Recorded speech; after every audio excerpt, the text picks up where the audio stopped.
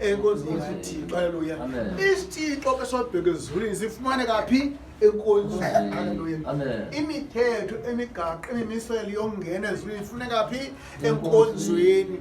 Ihlobo lokuziphatha for ukubana kwazi ungena ezulwini lifumane kaphi? Enkonzweni. Haleluya. Amen. Yitsho ihlobo loba wena uyaza ukuze ningangeni yintoni onibamba, ukuze ningene yintoni nobanga ubani kwazi ungena, zonke lento zifumane kaphi?